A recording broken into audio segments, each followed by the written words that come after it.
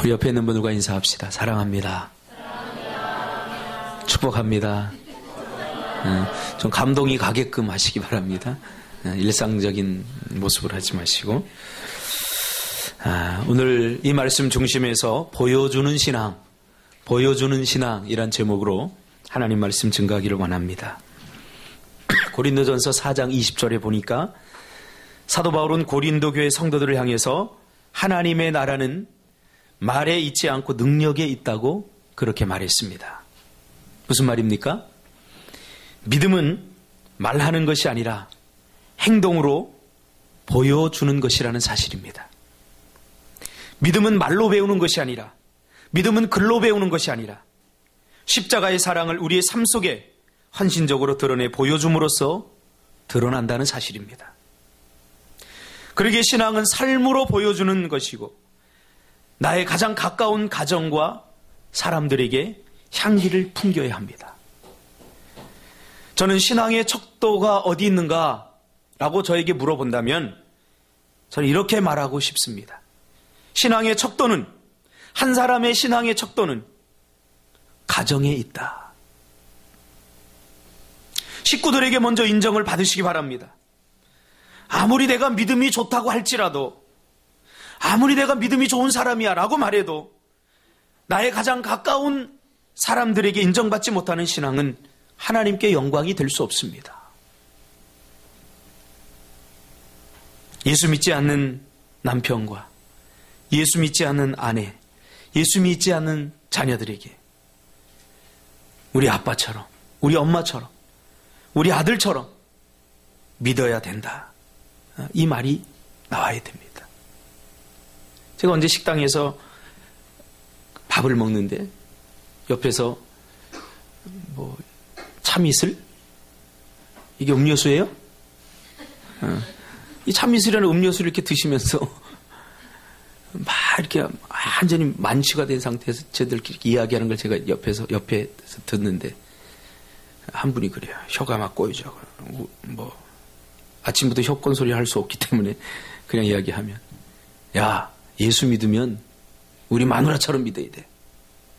내가 말이야, 비록 교회는 안 다니지만 예수 믿으려면 우리 마누라처럼 믿어야 돼. 그렇게 얘기하는데 제가 은혜 받았습니다.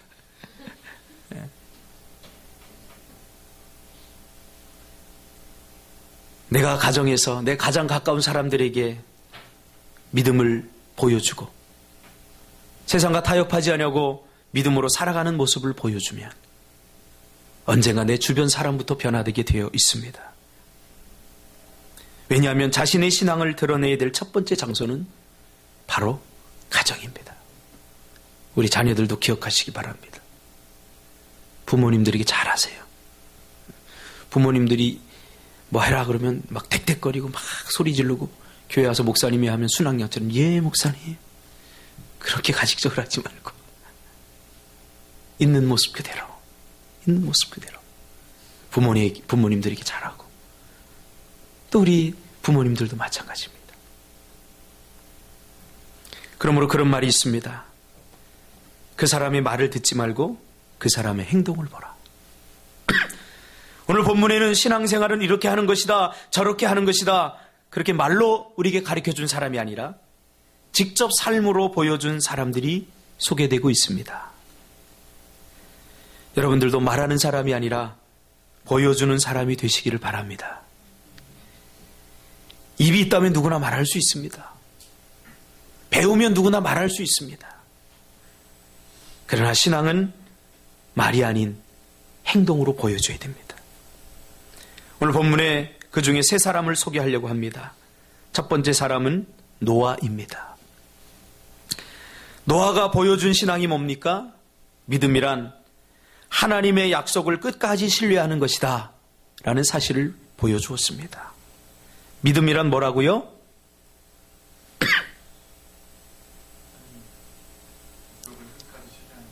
예, 역시 해병대는 다릅니다. 믿음이란 하나님의 약속을 끝까지 신뢰하는 것입니다. 그는 하나님으로부터 이 세상에 너무나 악이 관영하여 내가 세상을 물로 심판하겠다. 그러니 노아야 방주를 준비하라 라는 음성을 듣고는 무려 120년간이나 그 약속을 의심하지 않고 신뢰하고 믿고 준비한 사람입니다. 정작 신앙은 기다리는 것이라고 하면서도 기다리는 사람은 그렇게 많지 않습니다. 기다림에 성공하는 사람들은 그렇게 많은 것 같지 않습니다. 신앙은 끝까지 하나님을 신뢰하는 것이라고 말하는 사람은 많은데 노아는 무려 120년간이나 하나님의 약속이 이루어지지 않음에도 불구하고 참고 기다리고 인내했던 사람입니다. 그는 단 한순간도 하나님을 의심하지 않고 그의 손에서 망치와 톱을 내려놓지 않았습니다. 그는 하나님을 120년간이나 믿어준 사람입니다. 믿음으로 사는 거 불가능해. 우리가 어떻게 믿음으로 살아? 그렇게 생각하는 사람들 혹시 있습니까? 아닙니다. 오늘 노아는 보란듯이 아니야. 120년 동안도 우리가 믿어줄 수 있어. 아니 120년이 아니라 200년, 300년이라도 우리는 믿음으로 살 수 있다는 사실을 지금 보여주지 않습니까? 그래서 하나님은 약속을 믿고 기다리면 반드시 약속을 지켜주는 분이라는 사실을 그의 삶으로, 말이 아니라 삶으로 120년 동안 기다림으로 증명하지 않았습니까? 여러분, 이 노아의 이야기가 우화입니까? 꾸며낸 이야기입니까? 아닙니다. 역사적 사실입니다. 여러분, 얼마를 인내하다가 포기하셨습니까? 얼마를 참다가 포기하셨습니까? 여러분의 믿음의 한계는 도대체 몇 달입니까? 아니 몇 초, 몇 분입니까? 우린 너무 듣기 좋은 말, 하기 좋은 말에 익숙해져 있는 것 같습니다. 어떤 분이 저희 교회에 처음 와서 등록하고는 저에게 이런 이야기를 합니다. 제가 우리 꿈틀교회, 이 꿈틀교회 왜 왔냐면 꿈틀꿈틀 이름이 좋아서 온 거 아닙니다. 저희 꿈틀교회 하나님께서 기도 중에 응답하셨습니다. 여기서 뼈를 묻으라고 해서 왔습니다. 그 말을 들으니까요, 막 내가 응답받은 것 같고 얼마나 감동적인지 몰라요. 야, 드디어 주님의 음성이 이 간석동에 울려 퍼지고 있구나. 힘이 납니다. 근데 한 6개월 지나더니 안 보여요. 그래서 난 진짜 돌아가셨나. 그래서 매일 전화를 해도 안 받아요. 제가 아직도 통화를 못했습니다. 하다가 제 전화인지 알고 안 받는 것 같아요. 통화가 되면 이렇게 묻고 싶습니다. 중간에 하나님 마음이 바뀐 겁니까? 아니면 당신의 마음이 바뀐 겁니까? 저는 그래서 사람들이 말하는 응답을 잘 신뢰할 수가 없어요. 다만 말없이 행동으로 보여주시기 바랍니다. 저는 노아를 보면서 약 120년간을 기다렸는데 그깟 몇 년 못 기다리는가 라는 생각을 해봅니다.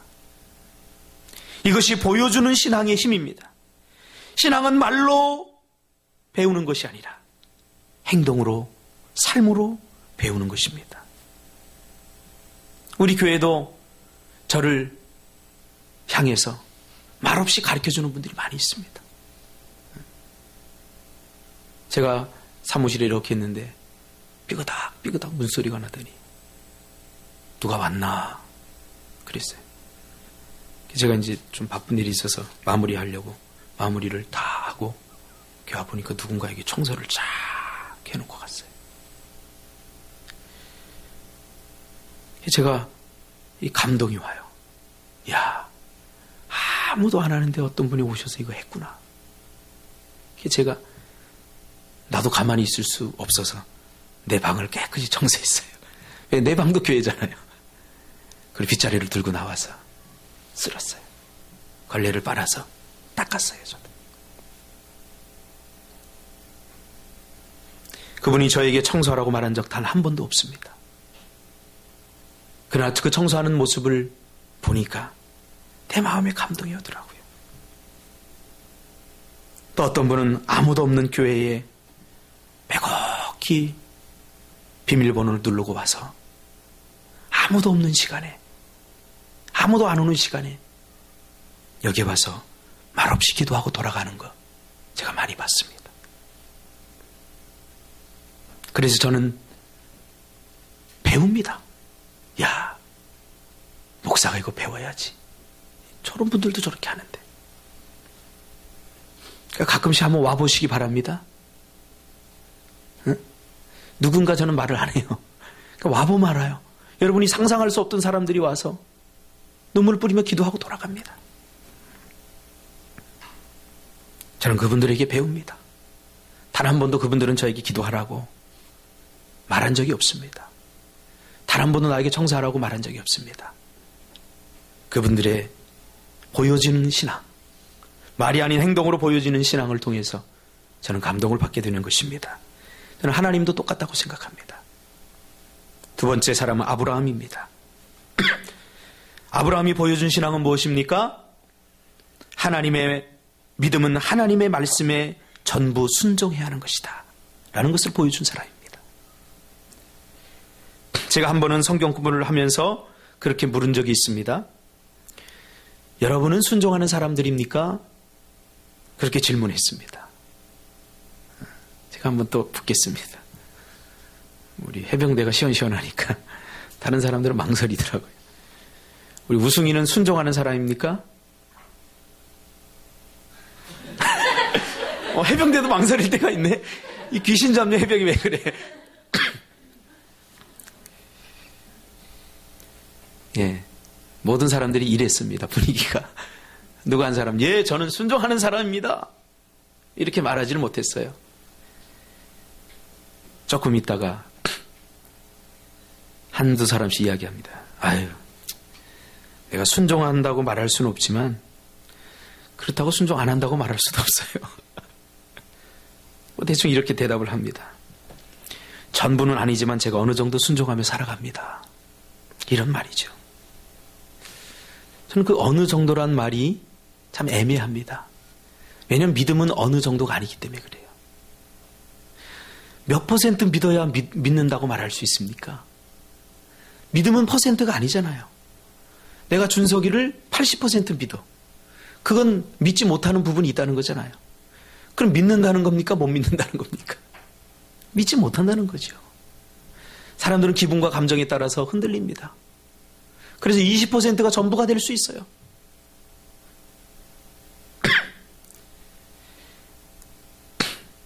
결국은 순종할 수 있는 것만 순종하고 순종할 수 없는 것은 안 합니다. 뭐 이런 말을 고상하게 바꾸면 어떤 때는 순종하고 어떨 때는 순종할 수 없습니다. 이런 말이 되지 않겠습니까?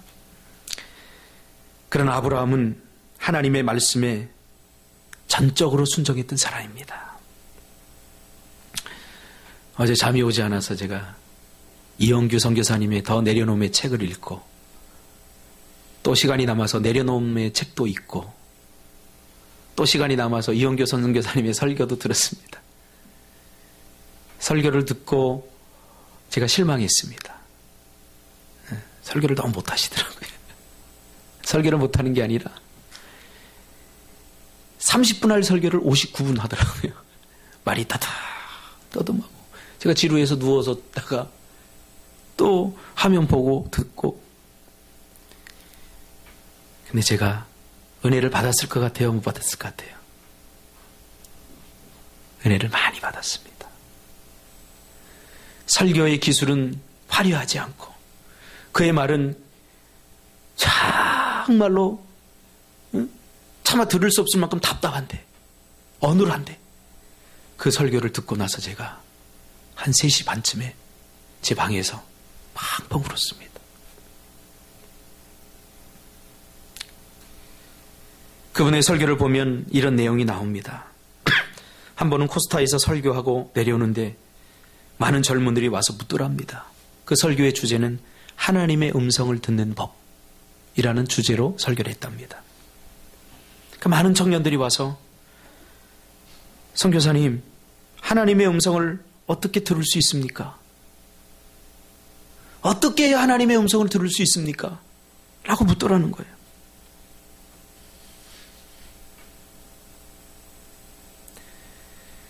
그래서 정말로 하나님의 음성을 듣고 싶으냐? 그랬더니 네, 정말로 하나님의 음성을 듣고 싶습니다. 우리 민지처럼 하나님의 음성을 듣고 싶습니다. 그때 그는 이런 고백을 합니다. 하나님의 음성을 듣고 싶으면 기도할 때 하나님께 100% 순종하겠습니다. 그러면 하나님의 음성을 항상 들을 수 있다. 저는 이 말이 무슨 말인지 이해가 갑니다. 우린 기도할 때 하나님 일단 기도해 보세요. 일단 말씀해 보세요. 그러면 내가 생각해 보고 순종할 만하면 하고 안 할 만하면 안 할게요. 그러지 않습니까? 모든 것은 다 주 뜻대로 해 주십시오. 그러나 결혼만은 내 뜻대로 하겠습니다. 모든 것을 다 주 뜻대로 하십시오. 그런데 자식 교육만큼은 내 뜻대로 하겠습니다. 모든 것은 다 주 뜻대로 하십시오. 그러나 이것만은 안 됩니다. 이게 문제라는 거죠. 그러면서 100% 순종하지 못하는 이유를 두 가지로 이야기하더라고요.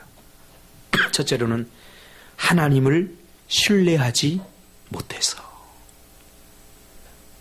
하나님 이것만은 안 돼요. 라고 하는 것.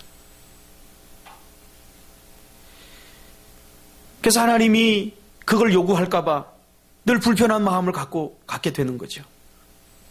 기도하다가 하나님이 더 많은 것을 요구하실까봐. 상진아, 너 그렇게 신앙생활 열심히 하는데 몽골로 가지 않을래? 할까봐.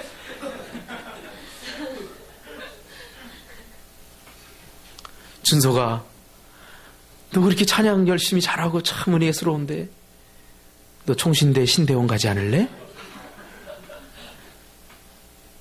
할까봐. 지금도 괜찮은데 현선아, 너 주일학교 교사하지 않을래? 할까봐. 우리는 은혜의 더 깊은 자리로 나아가지 못하고 하나님께 더 마음을 열지 못하고 나가지 못한다는 거예요. 하나님, 나 이 정도도 괜찮습니다. 이 정도까지는 내가 할게요. 그러나 그 다음부터는 내 마음대로 할 테니까 좀 건드리지 마세요. 하나님을 신뢰하지 못하는 거죠. 여러분, 하나님을 신뢰하시기 바랍니다. 다니엘은 사자굴 속에 들어가서도 죽음을 코앞에 두고도 하나님을 끝까지 신뢰했습니다.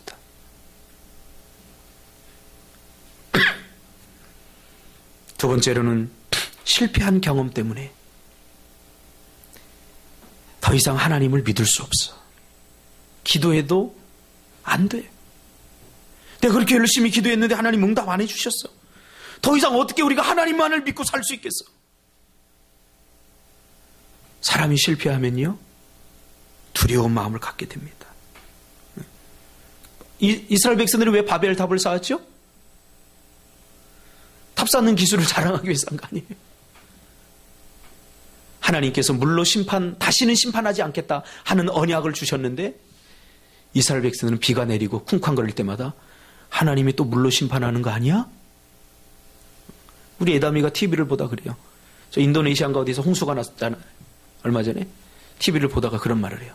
아빠, 우리도 저렇게 되는 거 아니야? 그러는 거예요. 아니야. 그럼 제가 무슨 얘기 하신 줄 아세요? 하나님이 우리나라를 지켜주실 거야. 저도 왜 그 말이 나온지 몰라요. 저 조그만 애가 그거 알아듣겠어요? 근데 놀라운 일이 일어났어요. 그 다음에 우리 애담이하고 예원이하고 TV 보다가 예원이가 그 얘기를 듣고 언니, 우리도 저렇게 되는 거 아니야? 그 애담이가 뭐라는 줄 아세요? 아니야, 하나님이 지켜주실 거야. 내가 그때 맞아, 저렇게 될 수도 있어, 늘 조심해야 돼. 그러면 이 아이가 얼마나 두려움에 사로잡혀서 살았을까요? 그러나 조금도 의심하지 않고 아니야, 하나님이 지켜주실 거야. 그 말을 하는데 내가 은혜 받았습니다. 우리가 보여줘야 될 이유가 여기 있습니다.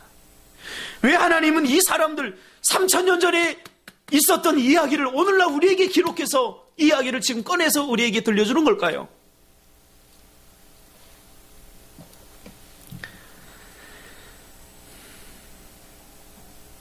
더 이상 하나님을 믿을 수 없어. 그래서 바벨탑을 쌓습니다. 홍수를 면하기 위해서. 그러나 아브라함은 어디까지 하나님을 믿었습니까? 전부를 믿었습니다. 우리가 오늘 읽진 않았습니다. 그 뒤에 보면 사랑하는 아들 독자 이삭을 하나님께서 요구하십니다. 그 이삭을 요구했을 때 그를 드리기까지 순종했던 100% 순종의 사람, 100% 하나님을 신뢰한 사람입니다. 제가 이 설교를 준비하고 나니까 저희 집사람한테 문자가 왔어요. 목사님, 1월 1일 사랑의 교회 오정현 목사님이 한 설교를 들어보세요. 그래서 제가 아니 이 여자가 내 설교는 안 듣고 무슨 다른 목사 설교 들으라고 그래? 기분이 좀 상하긴 했지만 또 남자들은 여자 말 잘 들어야 행복합니다. 할렐루야. 우승이 혼자 있네. 할렐루야. 네. 남자들은 장집사님 여자 말 잘 들어야 행복합니다. 잘 듣고 있는 것 같아요, 장집사. 그래서 제가 새벽에 어제 잠이 안 왔다고 그랬잖아요. 그래서 이렇게 듣는데 이 이야기를 하더라고요. 이 노아 이야기를, 이 아브라함 이야기를 하더라고요. 저하고 똑같은 이야기를 하네요. 제가 카피한 거 아닙니다, 설교. 제가 먼저 이게 작성했습니다. 똑같진 않지만 깨달은 게 비슷한 것 같아요. 오정현 목사님하고. 이삭은 그 당시 아브라함의 전부였습니다. 아브라함의 유일한 희망이었습니다. 여러분의 전부는 뭡니까? 여러분이 희망 삼고 있는 거 뭡니까? 하나님이 그거 드리라고 하면 드릴 수 있습니까? 아브라함은 드렸어요. 그거 드리라고 할까봐 기도하다가 중단하지 않았어요. 그거 드리라고 할까봐 하나님께 적당히 헌신하는 척하지 않았어요. 드리라, 이 하나님 하고 드렸어요. 오정일 목사님은 그 뒤에 히브리서에 있는 말씀까지 같이 해석을 했더라고요. 왜 드렸느냐? 그 부분. 어떻게 드렸느냐? 하나님께서 그를 살리실 것을 믿었기 때문에 드렸다. 히브리서 기자의 말을 인용하면서 그렇게 말씀을 하시더라고요. 그러면서 하나님께서 여러분 가난해서 하나님 아들이 없어서 하나님 우리를 괴롭히려고 이삭을 드리라고 했을까요? 아닙니다. 과연 하나님은 아브라함을 복의 근원으로 삼으실 만하지 않습니까? 과연 하나님은 그를 바닷가의 모래처럼 하늘의 별처럼 복을 주실 만한 사람 아닙니까? 하나님께서 우리에게 뭔가를 요구하실 때는 빼앗기 위한 것이 아니라 내려놓고 더 좋은 것을 주시기 위함임을 믿으시기를 바랍니다. 그래서 제가 언젠가도 설교했죠. 남아프리카에서 아직도 원숭이를 잡을 때 어떻게 잡는다고 그러죠? 요만한 항아리를 놓고 목이 좁은 그 안에다 바나나를 넣는다고 합니다. 그럼 원숭이들 와서 이렇게 바나나를 집어요. 그럼 사람이 가면 이거 놓아야 살잖아요. 근데 원숭이는 그거 붙잡고 이 독하고 같이 가는데 그 빨리 뛰어가겠습니까? 그래 잡히는 거래요. 여러분 뭘 붙들고 계십니까? 혹시 여러분 이삭을 붙잡고 있지는 않습니까? 이삭. 여러분 이삭 내려놓기 쉽지 않습니다. 이삭은 웃음이란 뜻이에요. 이삭이 태어남으로 인해서 아브라함의 가정에 기쁨과 즐거움과 웃음이 만개했어요. 그러나 어느 날 하나님은 그것을 내려놓으라는 거예요. 그거 나 달라는 거예요. 이삭은 아브라함의 전부였습니다. 그것을 드렸더니 이삭을 빼앗겼습니까? 아닙니다. 다 큰 것을 얻었습니다. 너는 나의 친구라고 부를 만하지 않습니까? 우린 너무 적은 순종을 하고 너무 큰 복을 원하진 않습니까? 우린 너무 적은 순종으로 너무 큰 은혜를 구하고 있지는 않습니까? 아브라함의 믿음은 하나님께서 무엇을 요구하든지 순종하면 반드시 더 크고 좋은 결과를 얻는다는 사실을 우리에게 분명하게 보여주었습니다. 사도행전 14장에 보면 믿음이 있는 자와 믿음이 없는 자를 분별하는 기준이 나와 있는데 그 기준이 뭐냐면 순종하느냐 불순종하느냐입니다. 바울과 바나바가 이고니온에 가서 예배를 드리러 회당에 들어갑니다. 거기서 복음을 전하는데 믿는 자는 순종하는 자고 믿지 않는 자는 불순종하는 자다라고 그렇게 이야기합니다. 많은 사람들이 전적인 순종이 불가능하다는 생각을 가지고 있는 것 같습니다. 그래서 실제로 내가 순종할 수 있는 선에서 순종하는 것에 만족하며 살아가고 있는 것 같습니다. 하나님 이것만 안 됩니다. 다른 것은 순종해도 이것만 안 됩니다. 그러나 아브라함에게 그것이 없었습니다. 전부를 순종할 수 있는 자만이 전부를 누릴 수 있음을 보게 됩니다. 목숨을 바치기로 순종했더니 오히려 목숨을 잃는 것이 아니라 목숨을 얻었습니다. 전부를 순종할 수 있는 자만이 전부를 얻을 수 있습니다. 아직도 이것이 불가능하다고 생각하면 오늘 이 아브라함을 묵상하면서 아브라함이 전부를 순종할 수 있었다면 우리도 할 수 있습니다. 우리 교회도 이런 아브라함 같은 위대한 신앙이 나오기를 주님의 이름으로 축복합니다. 세 번째 나오는 사람 모세입니다. 우리가 읽진 않았지만 한 장 넘기면 나오는데요. 모세가 보여준 믿음은 어떤 믿음입니까? 이 세상에서 잠시 죄악의 낙을 누리는 것보다 하나님의 백성과 함께 고난받는 것이 더 좋다는 것을 보여주었습니다. 또한 그리스도를 위하여 받는 수모를 애굽의 모든 보화보다 더 큰 재물로 여겼다는 사실입니다. 주를 위하여 일하다가 억울한 일을 당하셨다고 힘들어하지 마십시오. 그것이 여러분의 가장 큰 보물입니다.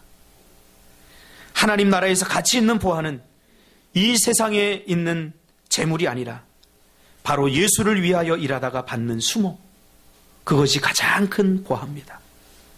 그는 또한 잠시 죄악의 낙을 누리는 것보다 하나님의 백성들과 함께 고난받는 것을 더 좋아했습니다. 더 그것을 기쁘고 즐겁게 여겼다는 것입니다. 그러므로 주의 일을 하다가 받는 수모와 자존심 상함을, 억울함을, 무시당함 때문에 여러분 가슴 아파하지 마십시오. 하나님은 그것만을 하늘나라의 보화로 인정해 준다는 사실입니다. 이런 보물을 많이 소유하시기를 주님의 이름으로 축복합니다. 모세는 그것을 즐겼다고 말하고 있습니다. 언젠가 제가 부교역사 때 한 성도가 교회를 나오지 않아 원 목사님과 함께 신방을 했습니다. 왜 교회를 나오지 않는가 물었더니 이분이 초신자인데 교회를 나오고 구역에 속해서 너무나 재미있는 거예요. 교회 생활이. 신앙생활 하는데 뭐라도 내가 좀 하고 싶은데 다른 분들이 다 하니까 할 게 없어요. 그래서 기도하다가 내가 설거지를 해야 되겠다. 그렇게 마음을 먹고 이제 구역 설거지 그 식사 당번이 오면 이분이 설거지를 하는 거야. 막 설거지를 하는데 처음에는 같이 하다가 시간이 좀 흐르니까 집사님 나 바빠. 한 사람 가고 나 바빠. 부탁해. 그래서 6개월이 지나니까 이제 설거지 고정 담당이 됐다는 거예요. 나도 바쁜 일이 있는데 근데 나 설거지 하는데 나도 감기 걸려서 몸이 아픈데 그래도 난 설거지 하는데 뭐 친구 만나야 돼 그러면서 뭐 급한 일 있으면서 가는데 나중에는 자기를 부려먹는 것 같아서 내가 하나님의 종이지 자기들 종인가? 그런 생각이 들면서 서운한 마음이 들면서 교회를 잠시 쉬었다고 합니다. 근데 목사님이 그분을 향해서 이렇게 권면하는 것을 듣고 제가 은혜를 받았습니다. 목사님이 뭐라고 그러냐면, 죄송합니다. 이제 믿은 지 얼마 되지 않은 집사님이 먼저 그만 철이 들어버렸네요. 하나님의 종을 자기들 종처럼 부리는 철없는 것들을 용서해 주십시오. 그러니까 이분이 좀 기분이 풀린 것 같아요. 환하게 웃더라고요. 그러면서 아이 목사님 죄송해요. 내가 좀 더 하면 되는데 다 잘할게요. 그러니까 목사님 한마디 더 하시더라고요. 죄를 하려면 수모를 즐겨야 됩니다. 죄를 하다가 받는 수모가 우리 인생의 가장 큰 보물입니다. 그 말이 어디 있나 제가 막 찾아봐도 없는데 제가 이 설교를 준비하면서 여기서 찾았어요. 잠시 누를 죄악의 낙을 포기하고 하나님의 백성들과 함께 주의 일에 힘쓰다 받는 고난을 더 좋아한 모세. 있지 않습니까? 우리가 보여주고 있지 않습니까? 여러분, 우리도 힘내요. 보여주는 신앙인들이 되시기를 주님의 이름으로 축복합니다. 아브라함의 보여주는 신앙이 이삭과 야곱과 요셉의 신앙을 만들었지 않았습니까? 모세의 보여주는 신앙이 담대한 여호수아를 만들어냈습니다. 엘리야의 보여주는 신앙이 엘리사를 만들어냈습니다. 여러분의 보여주는 신앙은 또 누군가 영적 거인을 만들어낼 것입니다. 기도하겠습니다. 주님의 은혜를